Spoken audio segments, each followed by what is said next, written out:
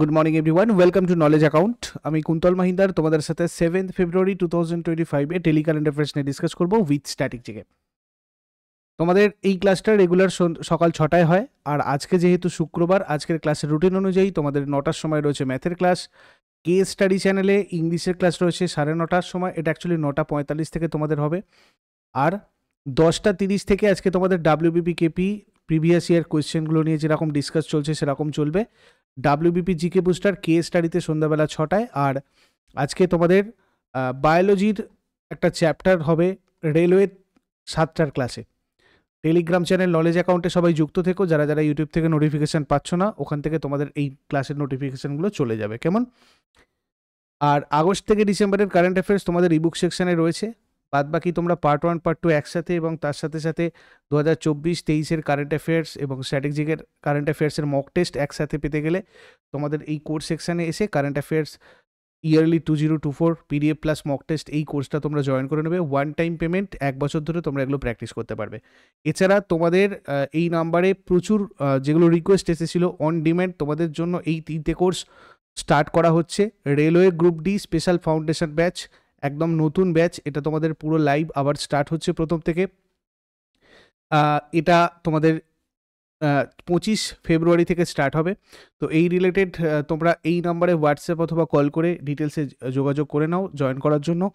আর general স্টাডিজের foundation 3, এটাও অনেকের demand ছিল, অনেকে রিকোয়েস্ট করেছিলে, তো এটাও তোমাদের 25শে ফেব্রুয়ারি থেকেই স্টার্ট হবে। আর নিপুণ ব্যাচ, এটা ম্যাথ আর রিজনিংয়ের তোমাদের একদম ফাউন্ডেশন কোর্স, আবারও বেসিক থেকে অ্যাডভান্স, এটাও নতুন একটা তোমাদের ব্যাচ। এটা স্টার্ট হচ্ছে তোমার 26শে ফেব্রুয়ারি থেকে। তো এইগুলোর জয়েন করার জন্য তোমরা এই নাম্বারে অ্যাডভান্স হোয়াটসঅ্যাপ অথবা কল করে রাখতে পারো।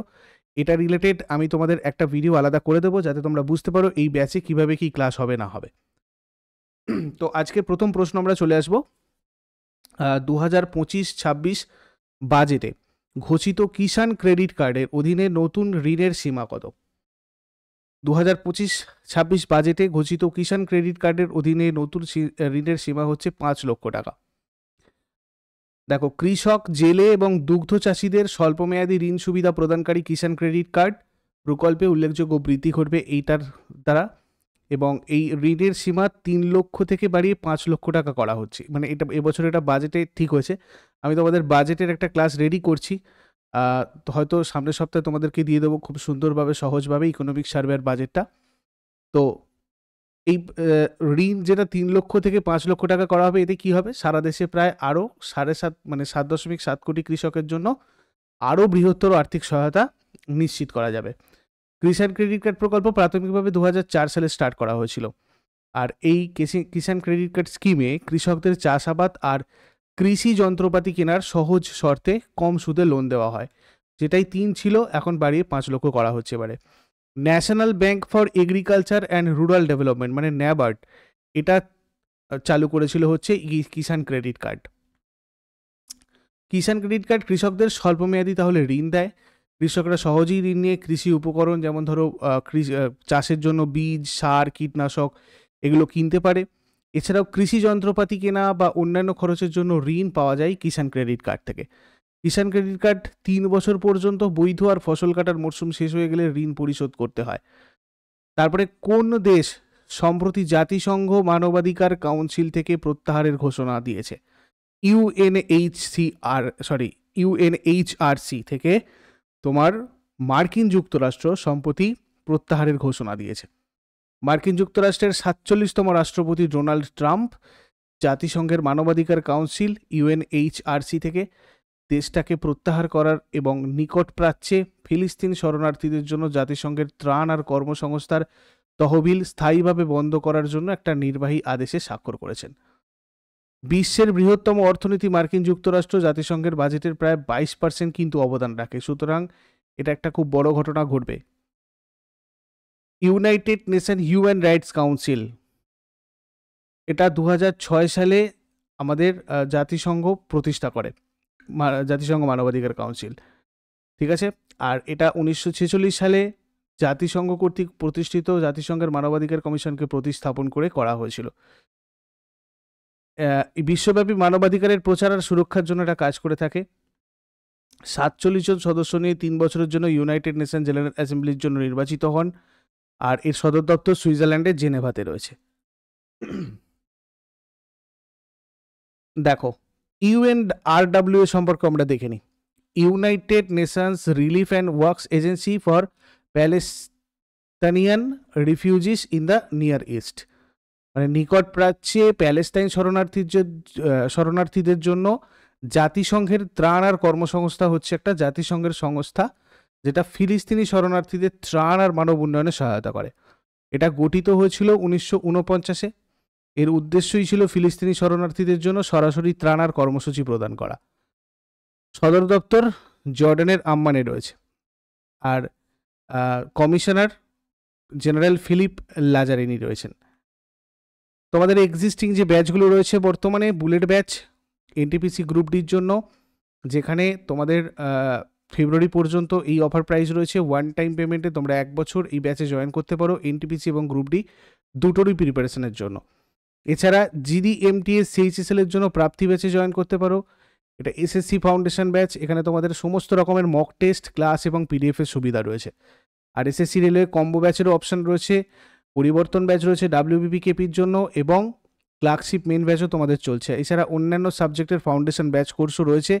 তোমরা আমাদের অ্যাপটা ডাউনলোড করে নাও, ওখানে কোর্সেসে গিয়ে ডেমো ক্লাস, ডেমো পিডিএফ দেখে যদি কোথাও কোনো কোয়ারিজ বা ডাউট থাকে তোমরা এই নাম্বারে যোগাযোগ করবে।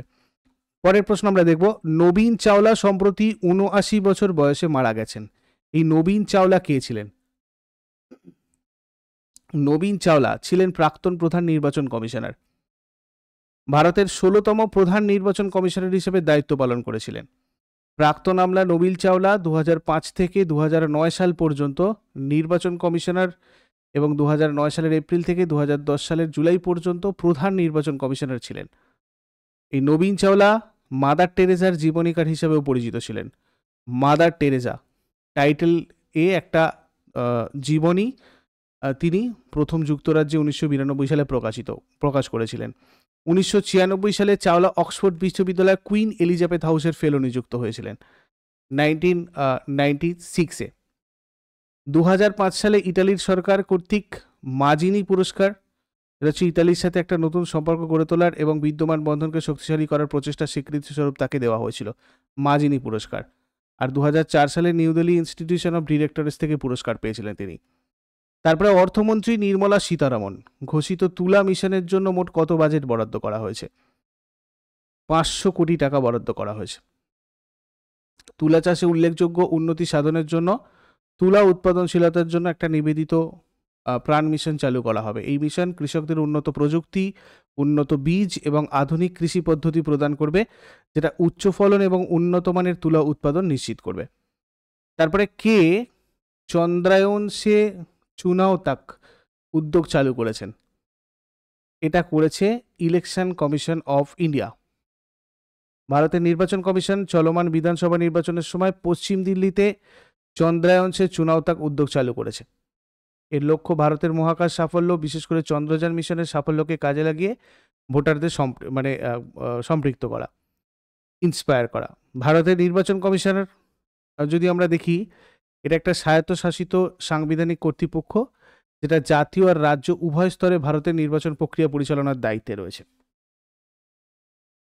এই সংস্থা লোকসভা, রাজ্যসভা, রাজ্য বিধানসভা আর দেশের রাষ্ট্রপতি আর উপরাষ্ট্রপতিতে নির্বাচন পরিচালনা করে। নির্বাচন কমিশন 324 ধারা অনুযায়ী সংবিধানের অধিকারে এবং পরবর্তীতে প্রণীত জনপ্রতিনিধিত্ব আইনের অধীনে কাজ করে। 25শে জানুয়ারি 1950 সালে গঠিত হয়েছিল ভারতের নির্বাচন কমিশন। ভারত সরকার সম্প্রতি বিদেশি নাগরিকদের জন্য কোন নতুন ভিসা বিভাগ চালু করেছে? দেখো, এটা চালু করেছে আয়ুষ ভিসা। ভারত সরকার আয়ুর্বেদ, যোগ, প্রাকৃতিক চিকিৎসা, ইউনানি, সিদ্ধা এবং হোমিওপ্যাথির মতো ঐতিহ্যবাহী ভারতীয় চিকিৎসা ব্যবস্থার অধীনে চিকিৎসা নিতে আগ্রহী বিদেশি নাগরিক যারা রয়েছে তাদের জন্য একটা নতুন আয়ুষ ভিসা বিভাগ চালু করেছে। এই উদ্যোগের লক্ষ্য চিকিৎসা মূল্য ভ্রমণকে সহজতর করা এবং ভারতকে ঐতিহ্যবাহী চিকিৎসার একটা বিশ্বব্যাপী কেন্দ্র হিসেবে তুলে ধরা। তারপরে চিপ ডিজাইনের জন্য NIELIT সেন্টার অফ এক্সেলেন্স কোথায় উদ্বোধন করা হয়েছে? নয়ডাতে উদ্বোধন করা হয়েছে। 5ই ফেব্রুয়ারি 2025 ইলেকট্রনিক্স অ্যান্ড তথ্য প্রযুক্তি মন্ত্রকের সচিব এস কৃষ্ণন নয়ডায় চিপ ডিজাইনের জন্য এই নিলিট সেন্টার অফ এক্সেলেন্স উদ্বোধন করেন। এই উদ্যোগের লক্ষ্য সেমিকন্ডাক্টর ডিজাইন এবং সেগুলোর ডেভেলপমেন্টে, বিশেষ করে VLSI প্রযুক্তিতে ভারতের ক্ষমতা আরও বৃদ্ধি করা। তারপরে উত্তরপ্রদেশের পুরুষ কবাডি দল 57 থেকে 43 ব্যবধানে কোন দলকে পরাজিত করে স্বর্ণপদক জিতেছে? এটা জিতেছে চণ্ডীগড়। 38তম জাতীয় খেলায় পুরুষ কবাডিতে স্বর্ণপদক জিতেছে উত্তরপ্রদেশ, চণ্ডীগড়কে ফাইনালে 57-43 ব্যবধানে পরাজিত করে। 2 ফেব্রুয়ারি 2025 হরিদ্বারের যোগাস্থলী খেল পরিষদে এই ম্যাচ অনুষ্ঠিত হয়েছিল। আর মহিলা কবাডির ফাইনালে হিমাচল প্রদেশ হরিয়ানাকে 27-22 ব্যবধানে পরাজিত করে স্বর্ণপদক জিতেছে, আর তৃতীয়বারের মতো শিরোপা জিতেছে আর কি। তারপরে পেট্রোলিয়াম ও প্রাকৃতিক গ্যাস মন্ত্রণালয় পরিচালক হিসাবে কাকে নিযুক্ত করা হয়েছে? ফেব্রুয়ারি 2025 পেট্রোলিয়াম আর প্রাকৃতিক গ্যাস মন্ত্রণালয়ের পরিচালক হিসাবে সাগর সিং কালসিকে নিযুক্ত করা হয়েছে। AGMUT ক্যাডারের 2000 সালের ব্যাচের একজন IPS অফিসার, ইনি কেন্দ্রীয় কর্মী নিয়োগ পরিকল্পনার অধীনে পেট্রোলিয়াম আর প্রাকৃতিক গ্যাস মন্ত্রণালয় পরিচালক হিসাবে নিযুক্ত হয়েছেন। তারপরে উডুপিতে শেষ মাওবাদী লক্ষ্মীর আত্মসমর্পণের পর কোন রাজ্য নিজেকে নকশাল মুক্ত ঘোষণা করেছে? এটা করেছে কর্ণাটক। 2025 সালের 3 ফেব্রুয়ারি উডুপিতে শেষ নকশাল লক্ষ্মীর আত্মসমর্পণের পরে আনুষ্ঠানিকভাবে নিজেকে নকশাল মুক্ত ঘোষণা করেছে। তারপরে কোন কেন্দ্রীয় মন্ত্রী ওয়াটারশেড যাত্রা নামে জাতীয় স্তরের একটা জনসম্পৃক্ত প্রচারণা শুরু করেছে? তা করেছে শিবরাজ সিং চৌহান, যার লক্ষ্য মাটি আর জল সংরক্ষণ প্রচেষ্টায় জনগণকে সম্পৃক্ত করা আর টেকসই প্রাকৃতিক সম্পদ ব্যবস্থাপনাকে উৎসাহিত করা, যার ফলে ভারত জুড়ে কৃষি উৎপাদনশীলতা, জীবিকার পরিবেশগত স্বাস্থ্য বৃদ্ধি পাবে। আগের দিনের হোমওয়ার্কগুলো আমরা দেখে নিই। কোন রাজ্য সরকার মুখ্যমন্ত্রী সুখ শিক্ষা যোজনা চালু করেছে? এর উত্তর হয়ে যাবে হিমাচল প্রদেশ। 2024 সালে ভারতের প্রথম সংবিধান জাদুঘর কোথায় স্থাপিত হবে? এর উত্তর হয়ে যাবে হরিয়ানা। আর আজকে তোমাদের জন্য প্রশ্ন থাকবে, মানব শরীরে মোট কত জোড়া লালা গ্রন্থি থাকে? আর নীলগিরির উচ্চতম শৃঙ্গের নাম কি? শেষকালে কমেন্টে জানাও। চট করে আগের দিনেরগুলো কুইক রিভাইজ করে নেব। যারা লাইভে রয়েছে অ্যান্সার করবে। 6 ফেব্রুয়ারি 2025 এর কোয়েশ্চেন্স কি ছিল? ভারতের কোন রাজ্যে সম্প্রতি দেশের প্রথম সাদা বাঘ প্রজনন কেন্দ্র অনুমোদিত হয়েছে? মধ্যপ্রদেশ। ক্যান ভারতম মিশন এর প্রাথমিক লক্ষ্য কি?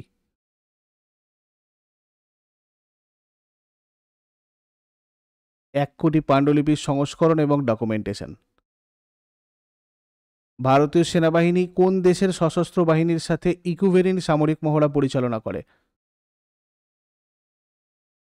মালদ্বীপ। ভারতীয় হজযাত্রীদের স্বাস্থ্যসেবা সহায়তা প্রদানের জন্য কেন্দ্রীয় সরকার কোন অ্যাপ চালু করেছে? হজ সুবিধা অ্যাপ। প্রথম কৃষ্ণাঙ্গ মিস ওয়ার্ল্ড 2025 বিজয়ী হয়েছেন কে? সেগো গেলে। রাজেশ তলোয়ার রচিত কোন বইতে মহাত্মা গান্ধীর হিন্দ স্বরাজের সমালোচনা করা হয়েছে? The Mahatma's manifesto. প্রাক্তন বিশ্ব নাম্বার 1 এবং 2বারের গ্র্যান্ড স্ল্যাম বিজয়ী সিমোনা হালেপ 2025 সালের ফেব্রুয়ারিতে পেশাদার টেনিস থেকে অবসরের ঘোষণা করেছেন। ইনি কোন দেশের? রোমানিয়া। GSM এর ভারপ্রাপ্ত চেয়ারম্যান হিসেবে কে নিযুক্ত হয়েছেন? গোপাল বিত্তাল। সম্প্রতি কোন রাজ্য মাঘী গণেশ উৎসব শুরু করেছে? মহারাষ্ট্র। 2024 সালে ডোগরি সাহিত্যে সাহিত্য একাডেমি পুরস্কার কে পেয়েছেন? চমন আরোরা। ভারতের প্রথম AI বিশ্ববিদ্যালয় কোথায় প্রতিষ্ঠিত হতে যাচ্ছে? মহারাষ্ট্রে। এগুলো ছিল আগের দিনের কোয়েশ্চেন। ইউজফুল বলে মনে হলে লাইক করো, শেয়ার করো, কমেন্ট করে ফিডব্যাক জানাও। আর প্রতিদিন সকাল 6টার সময় ডেলি কারেন্ট অ্যাফেয়ার্সের আপডেটের জন্য নলেজ অ্যাকাউন্টকে সাবস্ক্রাইব করে বেল আইকন প্রেস করে অলে ক্লিক করে নাও। Thank you so much. Take care. Have a great day.